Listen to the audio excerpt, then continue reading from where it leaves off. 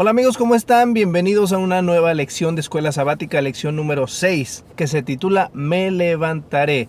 Acuérdense que estamos estudiando el libro de los Salmos, este maravilloso libro que, como todos los libros de la Biblia, fue inspirado por Dios y escrito por los hombres. Así que lección número 6, me levantaré. El versículo de memoria se encuentra en Salmos capítulo 12, versículo 5. Salmos capítulo 12, versículo 5 dice: por la opresión del débil y por el gemido de los menesterosos, ahora me levantaré, dice el Señor, y salvaré al que suspira. Nuestra época no es la única época donde ruge el mal, la injusticia y la opresión, comienza diciendo la lección. Los salmistas también vivieron en tiempos así. Por eso los salmos también son protestas de Dios contra la violencia y la opresión del mundo. En nuestro mundo también y en el de los salmistas. Por supuesto, como dije muchas veces en lecciones anteriores, nosotros perfectamente nos podemos identificar con los salmistas porque estamos viviendo las mismas cosas que ellos vivían, las mismas injusticias, los mismos problemas, etcétera, etcétera. Así que perfectamente nos podemos identificar. Como en esos días también había mal, injusticia, opresión, en estos días también hay. La dimensión del doble juicio divino incluye la liberación de los oprimidos y la destrucción de los impíos. Esto no nos quepa la menor duda. Esto se nos ha prometido y es lo que va a ocurrir sin duda, pero no a nuestro tiempo, sino al tiempo de Dios.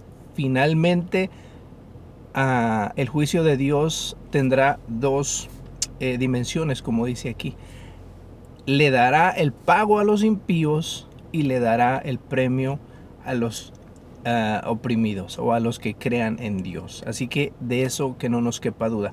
Pero es al tiempo de Dios, cuando Él así lo decida, cuando el reloj de Dios así lo indique. Parte del domingo se titula El guerrero majestuoso. El guerrero majestuoso. Les voy a dar un tip principalmente a los maestros de escuela sabática. Por favor, no hagas de tu escuela sabática un monólogo, no es un sermón. La escuela sabática o el repaso de la lección de escuela sabática en la iglesia no es un sermón, es una clase. Así que hazlo interactivo, pregúntale a tus alumnos. Y por supuesto, cuando ellos den una respuesta, no la ignores o no digas, no, dale seguimiento a la... Yo sé que hay veces que hay personas que dan respuestas por otro lado, ¿no? Pero bueno, trata de volverlos al tema, claro, con educación, con modo, con buenos modales, no seas rudo, pero tráelos al tema nuevamente y hazles preguntas para que ellos interactúen, dales la palabra. No es un monólogo, no es un sermón, el repaso de lección de escuela sabática en la iglesia. Bueno, el guerrero majestuoso. Aquí nos está mandando a leer varios salmos que por supuesto por el tiempo no voy a leer ahorita, pero te recomiendo a que con reflexión tú después los leas. Salmo 18, algunos versículos del Salmo 18, del Salmo 76, del Salmo 144, etcétera, etcétera. Algunos salmos de esos capítulos está mandando a leer aquí. Pero bueno, estos salmos alaban al Señor por su impresionante poder sobre las fuerzas del mal que amenazan a su pueblo. Representan a Dios como un guerrero y juez, estos salmos que ya mencioné. La imagen de Dios como guerrero es frecuente en el Salmos y resalta la severidad y la urgencia de la respuesta de Dios a los clamores y los sufrimientos de su pueblo. Aquí estos salmos tienen a Dios o representan a Dios como un guerrero poderoso, como un juez. En los salmos, el rey David, famoso por ser un guerrero de éxito, asume su papel de músico y experto y alaba al Señor como el único libertador y sustentador de su pueblo. David fue un guerrero impresionante, fue muy querido por el pueblo de Israel, fue un rey muy querido, derrotaba a sus enemigos fácilmente. Sin embargo, él nunca se atribuía la gloria, él siempre le daba la gloria a Dios. Y por ejemplo, me viene a la mente el momento en que fue a pelear con Goliat. Desde ahí su fama se disparó hasta las nubes, pero cuando fue a pelear con Goliat, él no le dijo, yo te voy a vencer porque, porque soy experto en la onda. Él le dijo, yo vengo a ti en el nombre de Jehová de los ejércitos, y hoy Jehová te entregará en mis manos y te voy a cortar la cabeza. En el nombre de Jehová. Siempre, siempre, siempre David le atribuía la gloria y el poder a Dios. La victoria era de Dios, no era de él. Más allá de los dones y habilidades que nosotros tenemos, debemos de reconocer quién es el que nos da la victoria. Por más que seamos expertos en medicina, por ejemplo, médicos, en negocios, por más que seamos expertos en construcción, en administración, por más que seamos expertos en cualquier área de la vida y seamos los mejores, debemos de siempre tener en cuenta y en mente que, para empezar, las habilidades nos las dio Dios. Y al final de cuentas, el éxito depende de Dios. ¿Ok? Así que no debemos de tener, de olvidar eso, como el rey David no lo olvidó. Guerrero majestuoso.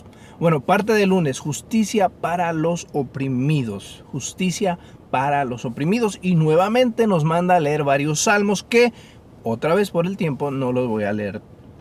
Pero es Salmos 9, Salmos 12, que por cierto es el versículo de memoria, Salmos 12:5, Salmos 40, Salmos 113, Salmos 146, Salmo 41. Algunos versículos de estos salmos nos manda a leer para que veamos justicia para los oprimidos. Y pues leo nuevamente el versículo de memoria, Salmos 12:15. Dice, por la opresión del débil y por el gemido de los menesterosos, ahora me levantaré, dice el Señor, y salvaré al que suspira.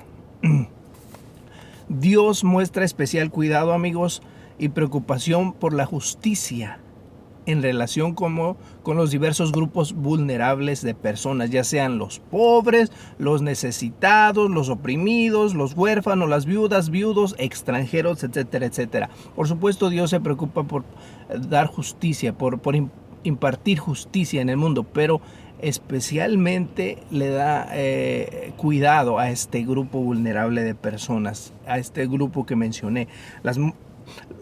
Los males cometidos contra los vulnerables eran pecados especialmente atroces en la cultura bíblica. Los salmos inspiran al pueblo fiel a alzar la voz contra toda opresión. Siempre a través de la historia, la opresión a las personas más vulnerables, Dios la ha tenido por un horrendo pecado.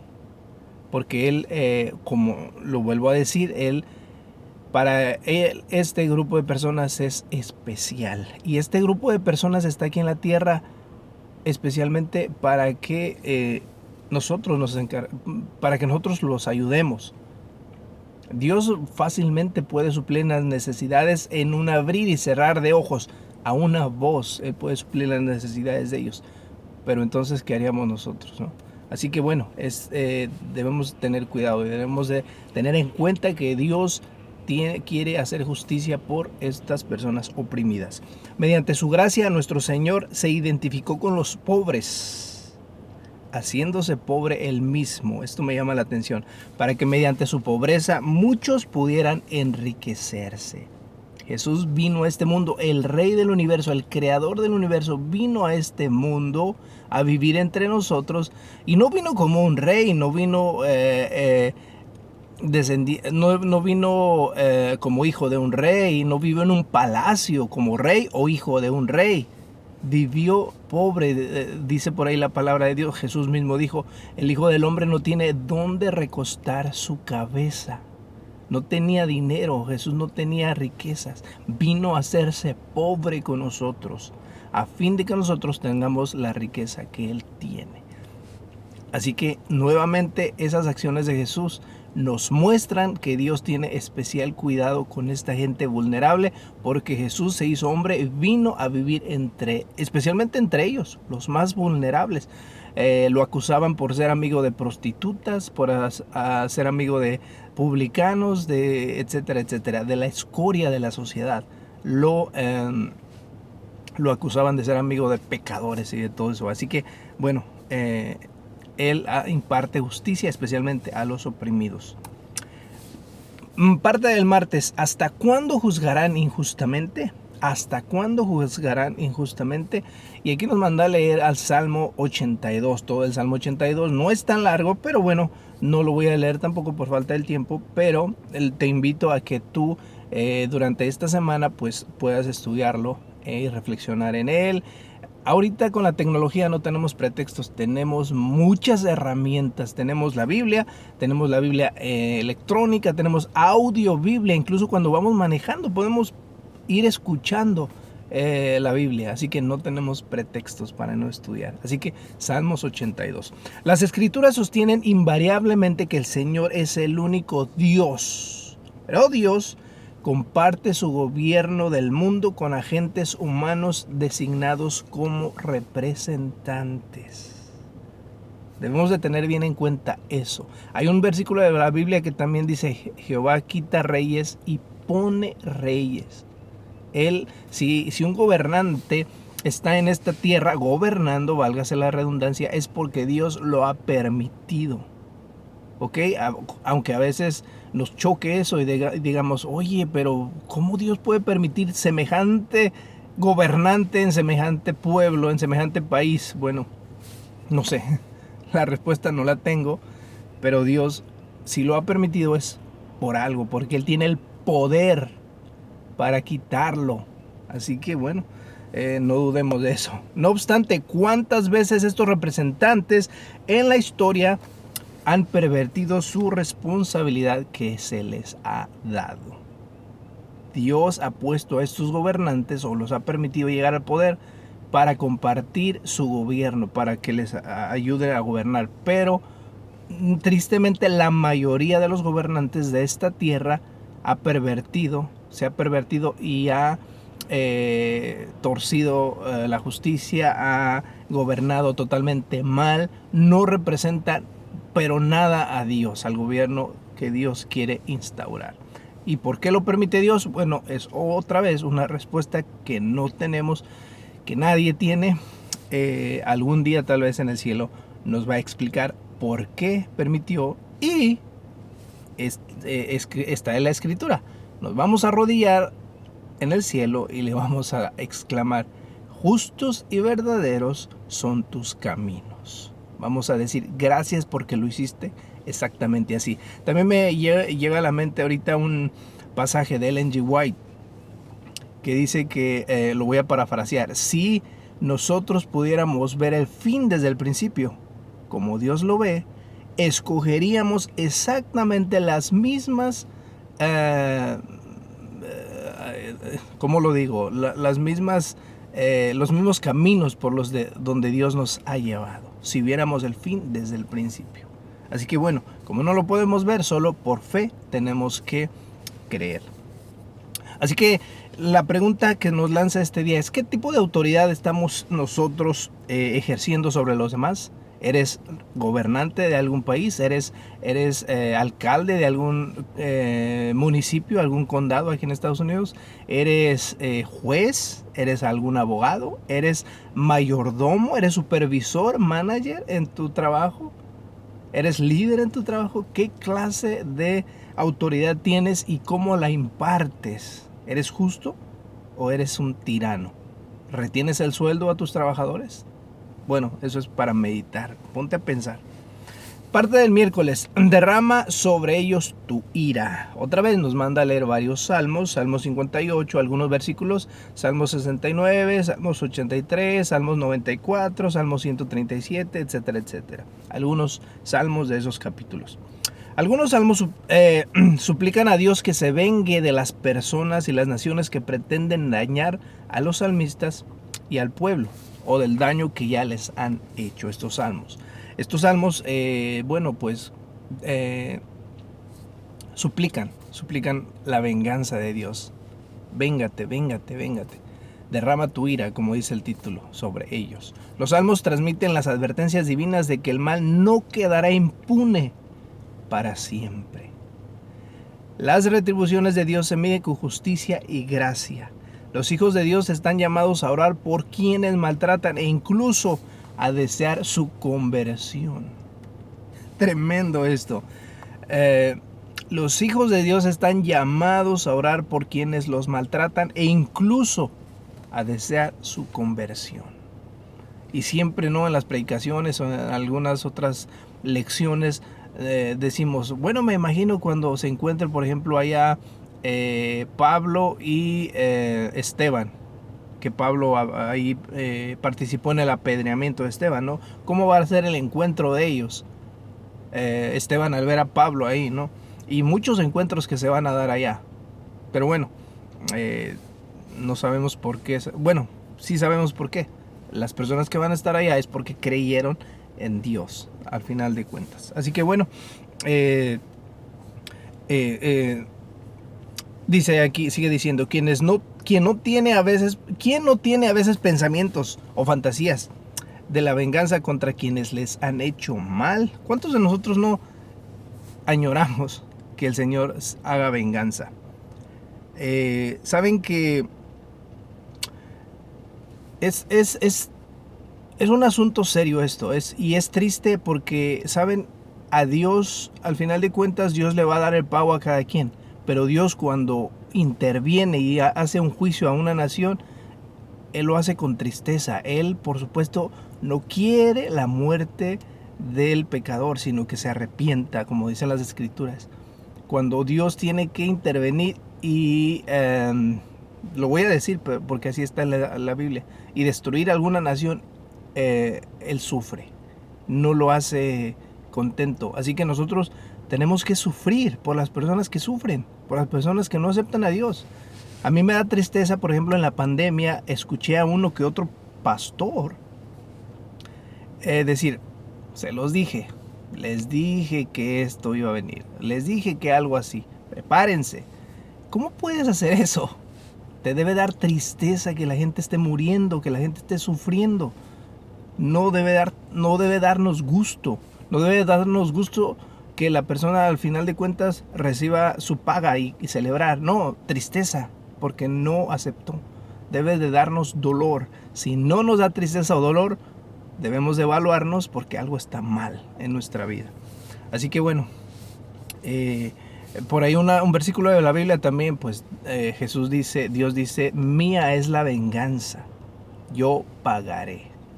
La venganza es de Dios. Dios se encarga de darle el pago a cada quien. Nosotros no somos nadie para hacerlo, porque somos injustos por naturaleza. Bueno, la parte del jueves, el juicio del Señor y el santuario. Otra vez el santuario. El juicio de Dios y el santuario.